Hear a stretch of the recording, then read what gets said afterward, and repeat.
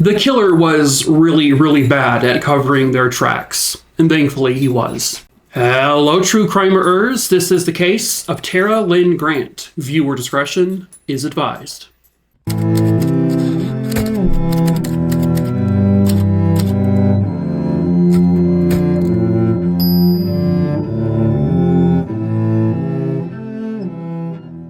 Real quick before we get started, of course, hello, my name is Mike. If you are new to my channel, I tell multiple true crime stories every single week here on YouTube, so please subscribe if you are into that kind of thing. You can also follow me over on my 2 different TikTok pages where I also tell short form true crime stories. The links to the TikTok pages will be in the link tree in the description of this video below, and the links to it will pop up here at some point in the beginning and also at the end of the video. Feel free to check it out if you want to. I also sell merch. I'm wearing some of it right now.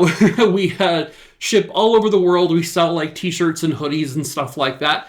It is also in the link tree below if you would like to look at that. And then lastly, if there is a case you would like me to cover, just send me a quick email with the name of the individual, where it happened, and when it happened. I'll add that case to my list. I choose my cases I cover at random.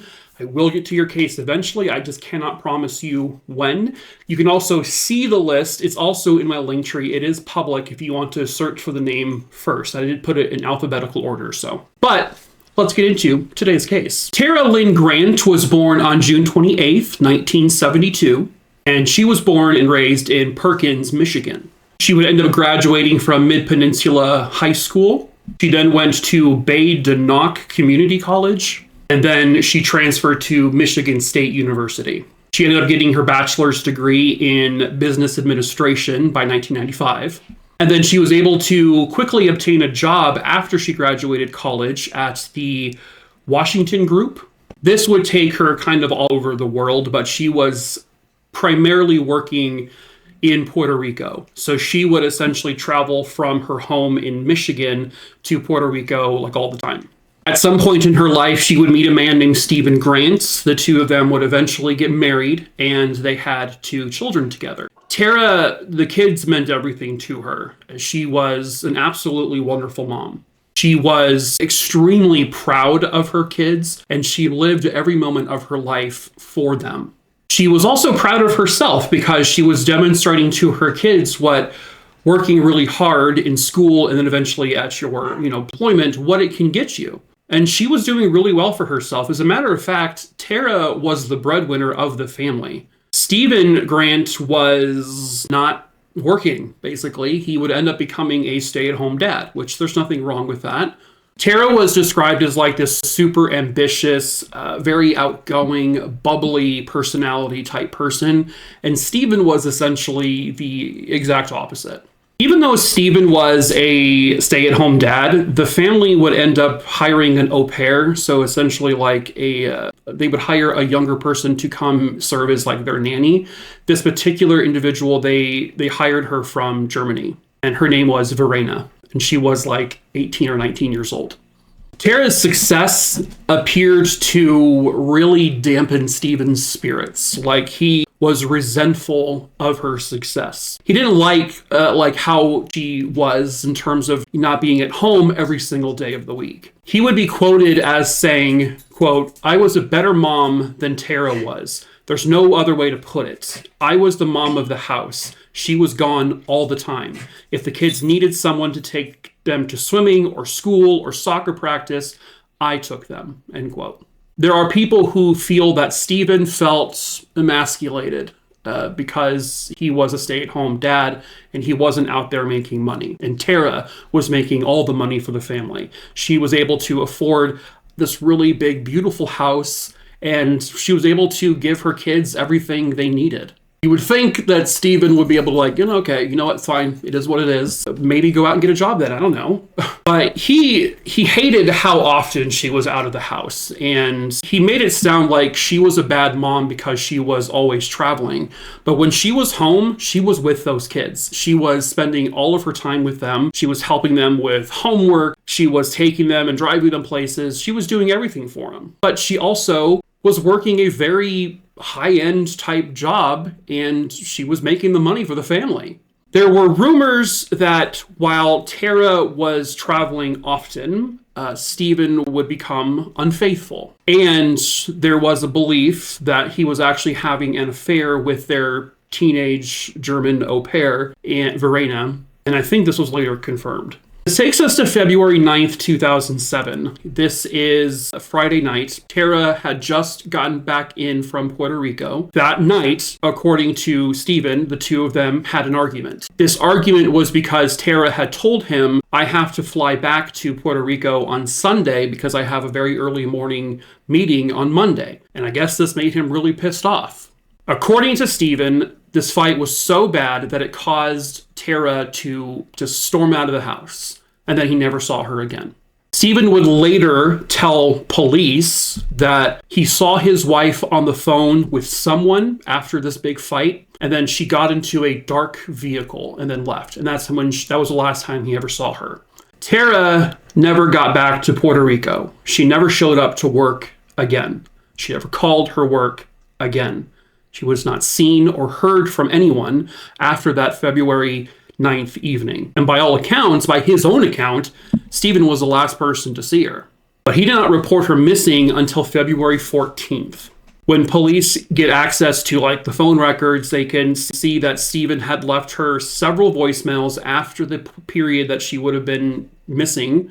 And they were able to hear those voicemails, and he didn't really appear to be all that distraught, but he was playing the part. And once the police got this became a big media thing. He would be on the news virtually every single day. And at one point he was crying buckets on the news saying, Tera, please come home.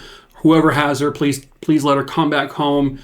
He was playing the role of a grieving husband. Eventually, he stopped cooperating with the Macomb County Sheriff's Department, who was handling this case. He would still go on the news every day, but he would not talk to the Sheriff's Department anymore after 2 weeks. When they initially investigated him and they also questioned other people, that's when the police found out about this affair he was having with their teenage au pair. And it sounds like Verena confirmed that the two of them were having a sexual affair. And this started roughly 2 months or so before Tera disappeared. They also were able to see some emails that Stephen had sent to other women, a couple other women, very inappropriate emails. And clearly he was trying to get with a couple different ladies. So Stephen is unfaithful. He is cheating on his wife, and he's mad at his wife because she's never at home. That doesn't make him a killer. They at first search the home, but they're only able to do really a cursory search of the home, and they don't find anything all that substantial. They don't show any signs of foul play. There's no blood spatter anywhere in the house. There's no kicked in doors or broken windows or pulled out hair.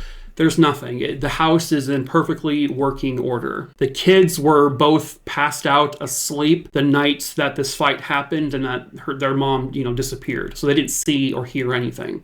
They would continue to search around the location of the home, and there's a bunch of wooded areas in this part of where they lived. And by the way, they were living in the Detroit, Michigan area. As they're searching, one day they come across something kind of, very suspicious. They find a bag, and in that bag was blood and metal shavings. This was found at a park that was right by the Grant household. The reason why, one, it had blood in it. Obviously, that's a big thing. But the other thing, the metal shavings was a big clue to them because Stephen Grant, his dad owned a machine shop where they did a lot of metal work, and a lot of metal shavings and whatnot would be found there. And so they thought that this bag by the house was very suspicious for having those metal shavings because he had access to a metal workshop. This was enough for police to finally get a warrant to do a thorough search of not only the Grant home, but also the metal shop where his dad owned the business. So it was March 2nd, 2007. It's a freezing cold, snowy day. It's negative degrees outside. They get to the home, which is in Washington Township. Stephen was there, but he was asked to leave the house once he was presented with the warrant. Stephen said, hey, am I allowed to leave and go on a walk and just sort of kind of get away from all this? He wasn't under arrest. They didn't find anything yet, so they said, yeah, that's fine. And so you can actually see him on the news walking away from the house with just snowing all over the place. And he just kind of walks off into the distance. Meanwhile, they are searching the home and they get into the garage and they find something in the garage that is absolutely horrifying. They found a tote in the garage and it was covered with just random crap. They did not see this tote during their initial cursory search of the home, but this time they found it, they opened it, and inside the tote was a black trash bag. They opened up that black trash bag, and to their absolute horror, they found a fully clothed human torso. They had found Tera Grant.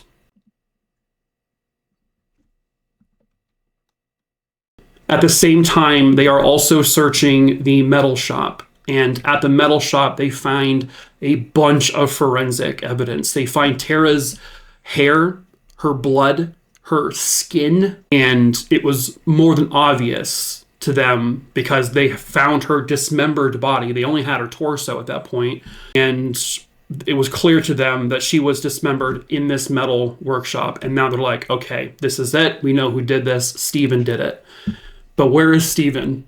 Well, Steven is now gone because he went for a walk in the below zero temperature, snowy weather, and he just vanished. But using cell phone data, they were able to finally trace him down. It took them 2 days to find him, and he was at this nearby wilderness state park. He was basically suffering from hypothermia, and he was barely hanging on to life. And this is because not only was he battling hypothermia, but he had also taken a bunch of pills and he drank a massive amount of alcohol. He would tell police that he was trying to kill himself. So he was rushed to a hospital where they treated him and they were able to bring him back. When they found him, he was not in cold weather clothing, and he would later say he did that on purpose, that he meant to go out there with pills, with alcohol, and freeze to death and slowly die from all of it. He didn't succeed. And then after he was fully healed at the hospital, he was arrested and he was charged with Tera's murder. And at that point, he gives a confession. That night, February 9th, 2007, Tera returns home and she tells him that I have to go back to Puerto Rico on Sunday. This causes a humongous argument. Steven claims that Tera slapped him across his face. There's no way of knowing if she did or not. He tells police that he hit her back and she fell on the ground. And when she did, she said, and this is what he quoted, "That's it. I'm going to take the kids. You're going to be fucking homeless. You're a piece of shit." End quote. Again, we only have his word as to what she said. But at that point, he says he snapped. He completely flipped. He bent down and he took his hands as she was on the ground and he began to choke her. He said as he was choking her, she was struggling. She was trying to kind of like swat at him, and she hadn't died at that point, but he said he thought to himself, this is it. I'm going to prison for this. He just decided to continue choking her, knowing full well he was committing a crime. And then he choked her until she was dead. I guess my question is if you know you're going to be going to prison for what you're currently doing, why would you continue to do it, right? Why go to prison for a lesser charge, right? And not the charge of murdering your wife and the mother of your children. If you are that aware of like, oh, I'm choking her, I'm going to jail for this. I don't know. I don't know, but I don't have that mentality. So he does. He then says after she was dead, he wrapped his belt around her neck as like a sling and he drug her down the stairs, all while the kids are asleep. This is definitely giving very much Chris Watts type. That's the kind of the story this sounds like, except he did not kill his kids, thankfully. It turns out that the au pair, Verena, had nothing to do with the murder, and he would lie to her that night about where Tera had gone. But after she disappeared, he did continue to have sex with her before Verena knew that Tera was dead. He then manages to load Tera's body into her car. He drives the car to his father's metal workshop, where he then dismembers her body. He then says he takes all the body parts and puts them on a sled, and he's slunking around this wooded area near the house. And at one point, he says the sled got loose and it began to slide down this hill. And he says he's chasing after this sled as body parts are rolling off of it, and he's trying to get them all, back together. It was a complete hot mess. He would gather the body parts one by one, and he buried them in various locations. So he found out that police were going to be searching the area where he had buried Tera's torso. And when he found that out, he quickly goes out there, he digs up her torso, puts it in a black trash bag, and then stores it in their garage. He didn't think that they would ever be able to obtain a warrant to search their home. What an idiot. Of course they would. And so once police got to the house to do a search of the home, he realized, shit, I'm done. They're going to find that torso. Because they did not give him any warning, obviously, and so he couldn't, hide the torso. And lo and behold, once they get there, he says, all right, I'm fucking leaving. And he tries to go kill himself as they're discovering the torso. He said to the detectives, quote, I did a very, very bad job of hiding anything. It's right there in the open, end quote. He admitted that he was absolutely terrible at doing this. He also said, I didn't really clean up at the metal shop. I didn't clean up really all that well. And he just said, yeah, I was really shitty in more ways than one. So even though he confessed to the murder, he would still elect to go to trial. And he was initially charged with first-degree murder. And in December of 2007, the trial ends, and they find him guilty of Tera Grant's murder. However, they only found him guilty of a lesser charge of second-degree murder because the prosecution did not prove beyond a reasonable doubt that this was premeditated. It all appeared to be a heat-of-the-moment argument that led to the murder, which is what second-degree murder essentially is. There was no evidence that they could find that he had been planning this for weeks, that he was buying things and all that. There was nothing.